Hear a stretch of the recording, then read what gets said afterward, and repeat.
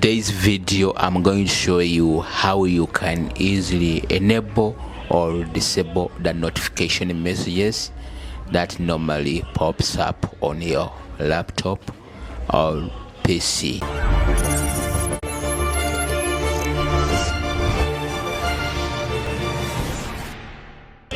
What you have to do, go on your search bar and look for notifications and actions. Here it is.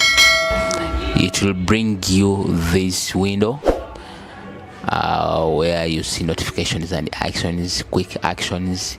Here on the notifications, they are saying get notifications from apps and other senders. You just turn it on or you turn it off.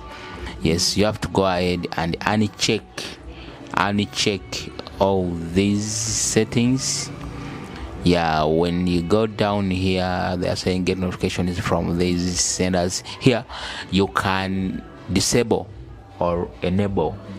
You can disable or enable all the notification messages that are coming from Google or Chrome browser. Yeah, by enabling or disabling from here. Yeah, that is it. If you have found this message helpful to you, please go ahead and subscribe our channel. Thanks for watching. Adios.